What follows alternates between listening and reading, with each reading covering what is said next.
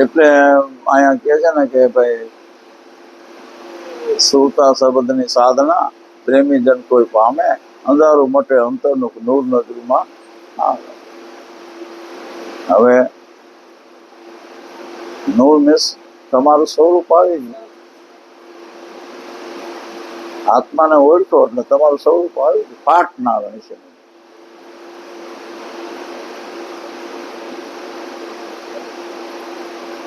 અને એને ઓળખો એટલે તમે એને નિર્ભયતા છે તમારી પાસે.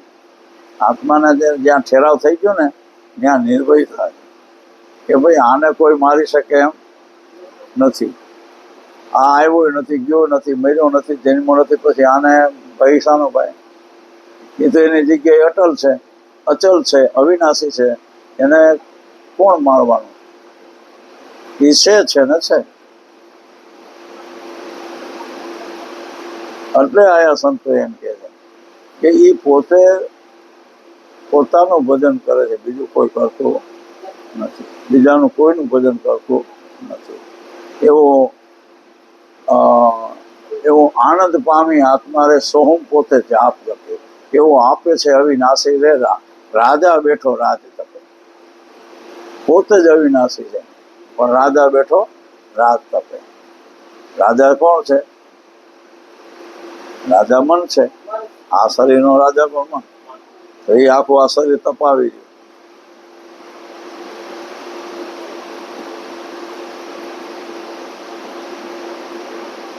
તો આત્મા ન હોય તો મન શું કરે? કાંઈ ના કરે. માટે જડતા છે.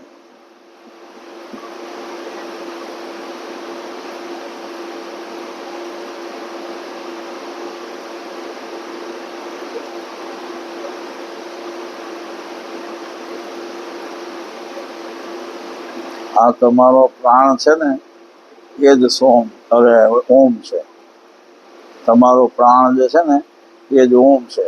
અને એ ઓમ છે એ આખું જગત છે કે જેથી કરીને તમને દેખાય છે. એટલે દ્રશ્ય થઈ ને વસ્તુ. આ દ્રશ્ય છે માટે પ્રત્યક્ષ છે બધી. પણ પ્રત્યક્ષ છે એ પ્રત્યક્ષને દેખાડનાર કોણ, નક્કી કરનાર કોણ? તો એ તમારે અંદર જવું પડે.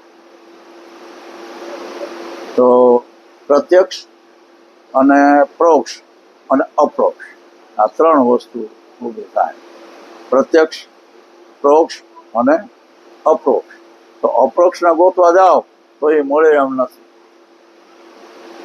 અપ્રોક્ષને ગોતવા જાઓ તો મળે એમ નથી. કેટલાય સંતો એની પાછળ ગાંડા થયા, કાંઈ કંઈ થયું, પણ માંડ નક્કી થયું ને ત્યારે એમ એને કીધું કે ભાઈ કેવા જેવું નથી.